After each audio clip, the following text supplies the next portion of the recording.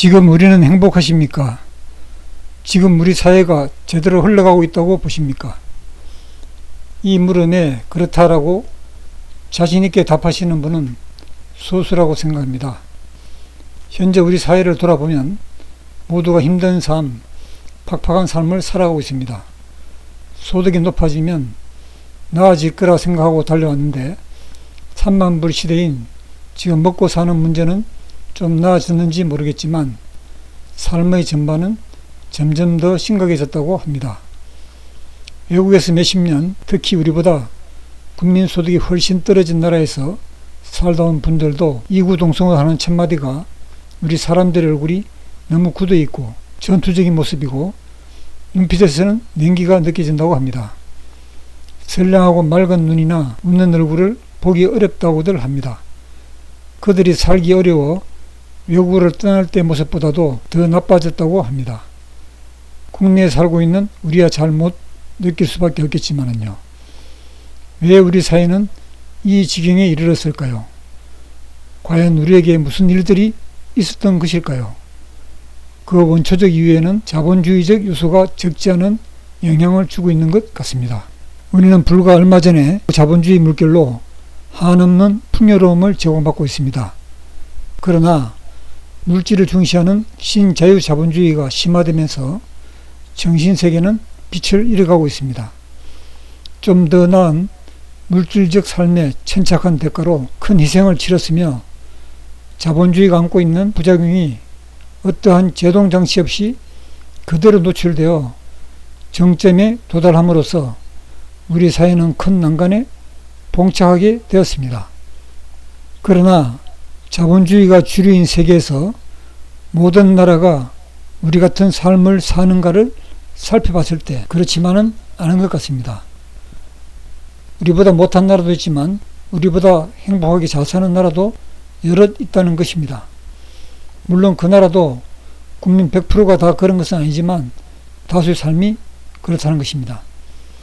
이런 나라가 주로 선진 문화국이 되겠죠. 우리는 왜 그렇게 못되었을까 하는 의문이 생깁니다만 한 가지는 자본주의 물결이 밀려 들어오면서 어느 정도 소득 수준에 이르렀을 때 우리 삶의 방향, 이정표를 바로 세우고 간 위정자들이 없었다는 게 1차적인 이유가 아닐까 생각합니다. 특히 우리 민족은 개성과 개인 성향이 강하기 때문에 정치적 지도자를 잘 만나면 어느 민족 이상의 힘을 발휘하고 그렇지 못하면 어려운 집단이 되어왔던 점을 감안하면 더욱 그런 듯 합니다. 중요한 것은 지금 이 순간이라도 우리 현 주소를 제대로 직관하고 바로 잡아 나가야겠다는 위정자들의 통찰력이 필요한데 이에 대해 지금까지 정치권이나 지도자들은 이런 문제점들을 진정 고민하고 해결하려고 노력을 하고 있다고 보기 어렵습니다. 과연 자본주의가 막다른 길로 가고 있을 때 국가는 그늘막 역할을 위하여 무엇을 했던가요? 깊게 생각해보면 국민들의 주권의식이 미약했던 것도 사회가 이렇게 이행됐는데 한몫했지 않을까도 싶습니다. 이 땅에 민주주의가 들어선 것도 국민들의 권리정치를 통해서라기보다 외국의 민주주의가 자본주의와 함께 급속도로 흘러 들어온 것이라서 우리에게 주권 같은 국민의식은 좀 미약할 수밖에 없었다고 보여집니다. 결국은 국민들께서 우리의 삶을 돌아보시고 의식을 가지고 같이 중지를 모아야 물길을 제대로 잡아나갈 수 있다는 생각이 듭니다. 이 사회를 지배하고 있는 몰가치적 국민행동기준, 자본주의 늪에 빠졌다고 보여지는 우리 모두가 명목적으로 추종하게 된 세 가지 룰이 있습니다. 그것은 바로 금전만능주의, 무한경쟁, 이기주의입니다. 이 룰은 남녀노소, 신분고와 가난한 자나 부자를 막론하고 전 국민이 철칙을 알고 있는 불문율입니다. 어떻게 보면 가족관계보다도 더 중요하고 현실적으로 헌법보다 상위에 있는 섬뜩한 불문율이기도 합니다. 물론 경쟁이나 이기주의가 어느 정도 필요한 부분도 있지만 이미 그 도를 넘어섰다는 뜻입니다. 금전만능주의. 자본주의의 모든 가치는 돈이라는 수단으로 평가받고 있는 사회입니다. 그래서 너도 나도 돈을 향해 정점으로 달려가다 보니 돈이 최고고 돈이 사람의 가치를 판단하는 기준이나 척도까지 되어버렸습니다. 돈 앞에서 인간들은 품위도, 인격도, 신분도, 명예도, 최소의 양심도 내팽개쳐지고 비굴한 굴종인 자세를 경쟁적으로 연출하고 있는 웃고픈 사회가 되었습니다. 결국 심각하게 돈의 노예로 전락하면서 본말에 전도되어 자본주의 사회가 가장 우려하는 현실이 나타나고 있는 것입니다. 더구나 그 욕망은 능히 하늘을 찌르고도 남아 돈은 많을수록 좋다고 하여 돈이 돈을 버는 자본주의적 수단으로 빨대적 쓸어담기와 축진을 삼는 행위들을 스슴치 않는 사회가 되고 있습니다. 물 들어올 때 노를 저으라고 했던가요? 언제 상황이 바뀔지 모르니 타이밍이 오면 악착같이 버려야 되고 죽을 때까지 퍼담아야 한다는 절박감밖에 없습니다. 여기에는 가난한 자, 부자가 없습니다. 오히려 가난한 자보다 부자가 더 탐욕스러우면 말할 나위도 없습니다. 끝이 없는 무한 경쟁. 경쟁은 자본주의 사회에서 필요악이기도 합니다.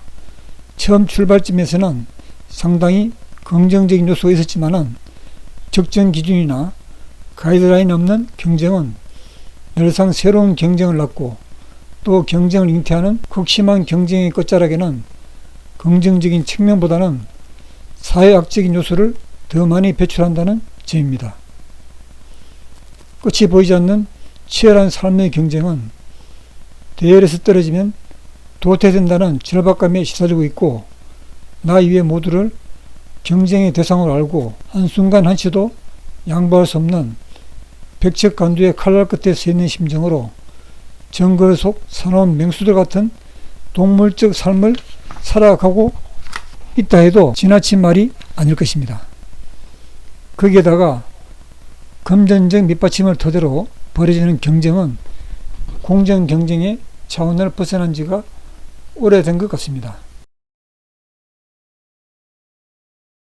극심한 이기주의.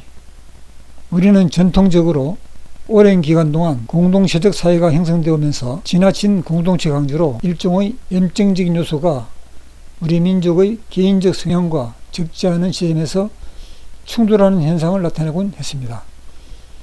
그러는 가운데 서구로부터 자본주의가 들어오면서 그들의 문화적 요소인 개인주의도 우리 사회에 접목되어 급속도로 전파되어가는 양상을 나타냈습니다.